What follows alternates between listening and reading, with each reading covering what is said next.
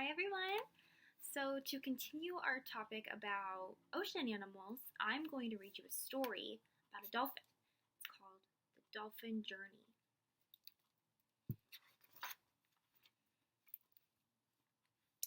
Pia and Yanni were best friends. They were both 6 years old.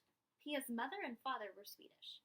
She had big blue eyes, which are always full of laughter, and a lot of freckles on her little button nose. Her thick ponytail is so blonde it's almost white. Yanni's parents are Greek, but he and his little sister were born in Sweden. He has two older brothers who were born in Greece. Yanni has curly jet black hair that sticks straight up in the air, and the most wonderful black eyes. At least Pia thinks they're wonderful. When she jokes around with Yanni, his eyes grow as bright as a bird's.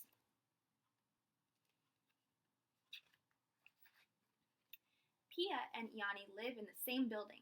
They've always known each other. They've played in the same sandbox and slid down the same slide. They've gone to the same kindergarten. Pia doesn't have any brothers or sisters. Instead, she has Yanni and his brothers and little sister. One day, Yanni's mother said to Pia's mother, "We're going to Greece this summer. Our relatives on the island haven't met our Swedish-born children." "Oh, a Greek island," said Pia's mother. "That sounds wonderful. I've seen on television how beautiful it is in Greece." Yanni's mother said that if they wanted to come along, they could rent Yanni's grandmother's little house. And so it was decided that they'd all travel to Greece together. Pia and Yanni jumped for joy. Finally, the big day arrived. It was the first time that Pia and Yanni had been on an airplane, and they had both had butterflies in their stomachs. The plane's engine thundered. Suddenly, it started to move. The next moment, they were off of the ground. Treetops flew by outside the windows. Soon the airplane was floating high in the blue sky. When they looked down at the ground, the cars looked like tiny beetles. The houses were no bigger than building blocks, and the ground was checkered yellow and green. Clouds swirled around the plane like giant rabbit tails, all fluffy and white.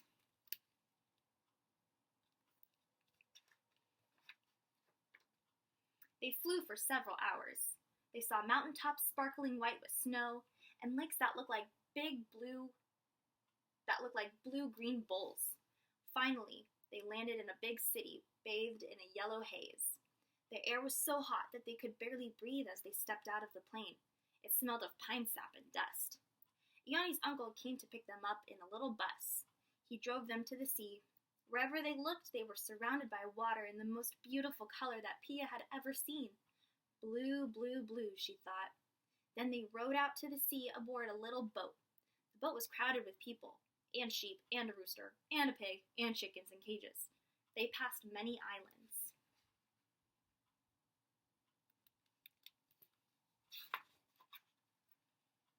One island was as flat as a plate. Another was as pointed as a magician's hat. Then they saw a completely white island. When they came closer, they saw that it was the houses on the island that were shining like white sugar cubes under the bright blue sky. The boat sailed into port.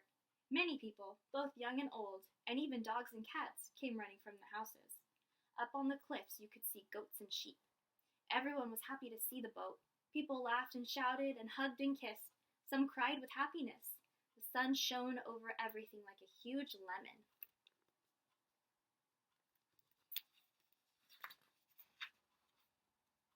Pia and her parents went to their summer house. A bent old woman dressed in all black smiled and served them glasses of refreshing spring water with apricot preserves. That's the Greeks' way to say welcome. When she showed them to a tiny house with one white room. She was wonderfully cool after a long trip. Outside the house was a terrace. Its floor was made of small stones, polished as smooth as silk by the sea.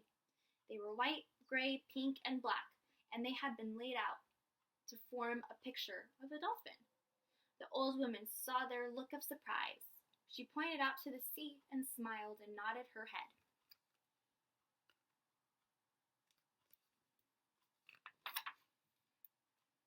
The sun was setting. For a few minutes it hung like a big red planet above the horizon. Then it appeared to be no more than a slice of watermelon. Finally it slipped behind the farthest edge of the earth, and darkness covered the island like a soft piece of velvet. In Greece, dinner is eaten late in the evening. Everyone sat on the roof, where there were cool breezes. Over the laughter and the singing around the table, they could hear the sound of the sea. After dinner, all the children fell asleep in a corner, but the grown-ups sang and danced far into the night. The village lay high on the island's cliffs. Down below was a little round cove with fine white sand. A winding path led to the beach through a tunnel with fragrant bushes and birdsong. The children went swimming at the cove every day. They built sand castles and searched for shells.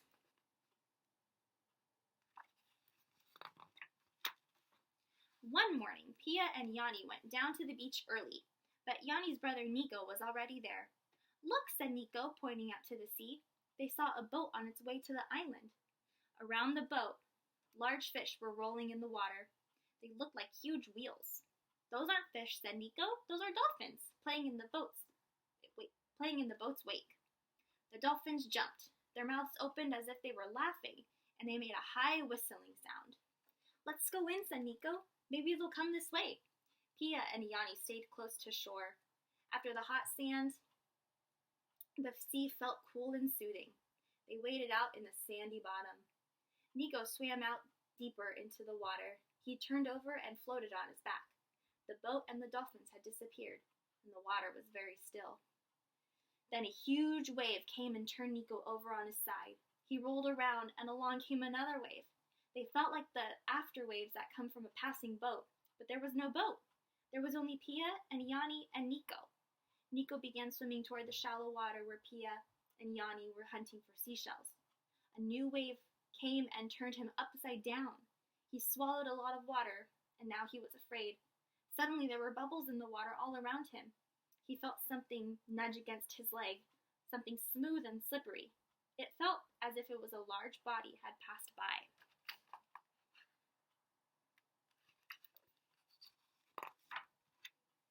Nico struggled to the surface and saw something streak across the water. It made a wide arc across the cove and turned toward shore again. "A shark!" cried Nico. "Run, Pia and Yanni, run!"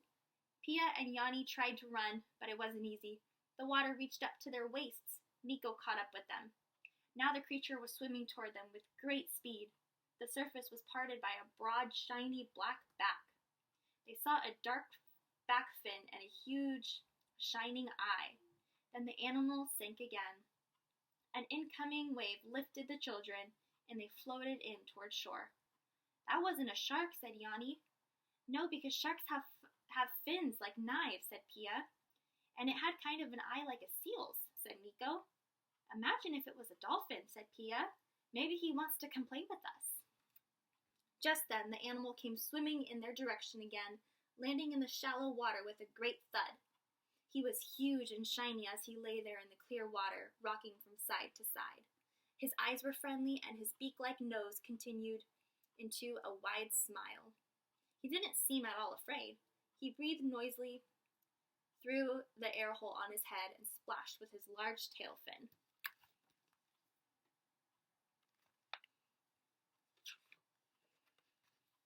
The dolphin dove and disappeared.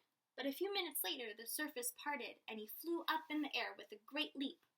The sound of his tail fin smacking the water was like a shot. Then he was gone. What an adventure! The children didn't tell anyone, but every morning they went down to the beach, and every morning the dolphin came and played with Nico. By now, Pia and Yanni also dared to swim farther out. One day, while they were playing, Yanni suddenly disappeared. "Nico! Yanni's gone!" screamed Pia.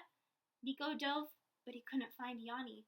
"Help! Help!" shouted Pia and Nico. Many of the villagers heard them and came running down to the beach. Then along came a big wave with Yanni floating on its crest. Nico caught hold of him and held on tight. They struggled up onto the beach together. It was the dolphin who had saved Yanni. He had felt its smooth skin lift him to the surface. After that, the children were told not to play with the dolphin anymore. But he came every morning and played by himself. They got a whistle, and when they blew it, the dolphin jumped with joy and laughed at them.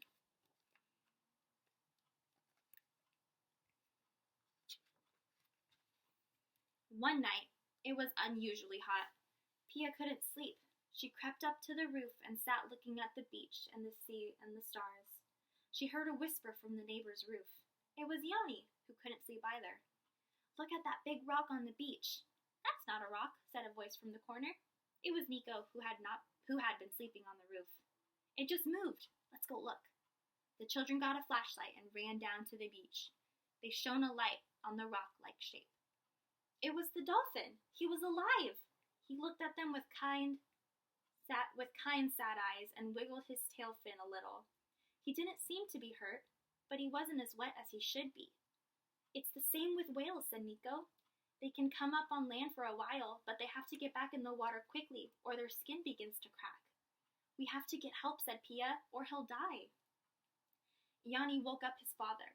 His father woke up the whole village, and people came running. The fishermen cleaned out the dolphin's air hole. It was full of sand. The next breath came as a great warm puff, and the big body trembled. He smelled of sea salt and seaweed, but his skin was rough and dry like sandpaper.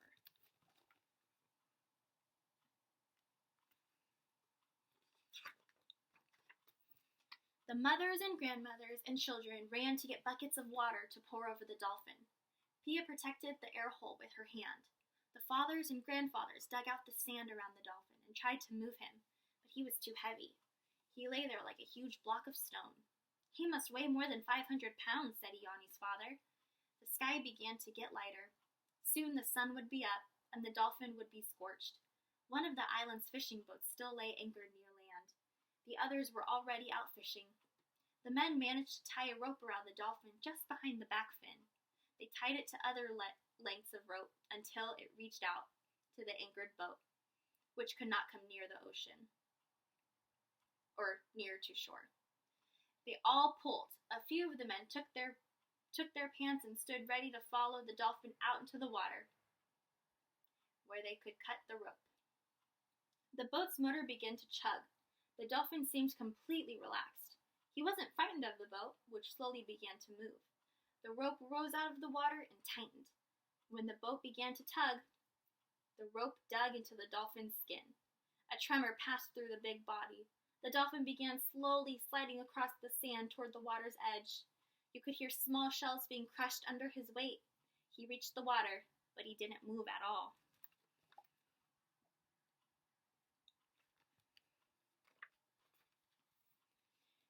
Pia bit her lip. "What if he's dead?" she whispered to Yanni. The men turned the body so that the head faced out to sea. The dolphin seemed paralyzed. Then the men felt his muscles start to work. A forefin slapped gently in the water, and they began to cut the thick rope. Just as they cut through the rope, the dolphin's muscles tensed, the air hole closed, and he shot forward and dove. The men lost their balance in the undertow. Laughing and spitting water, they helped each other to their feet. A great cheer went up from the shore. Everyone shouted with relief, because dolphins have always been considered holy in the islands. Far off, the dolphin leapt above the waves. He looked like a golden wheel in the morning sun.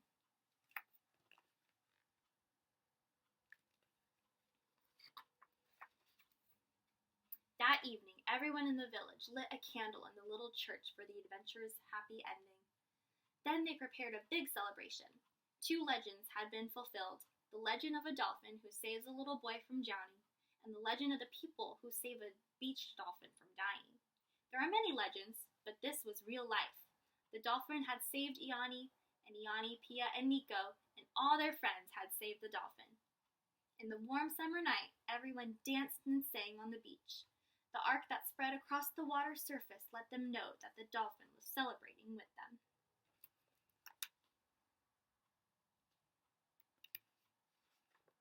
The end.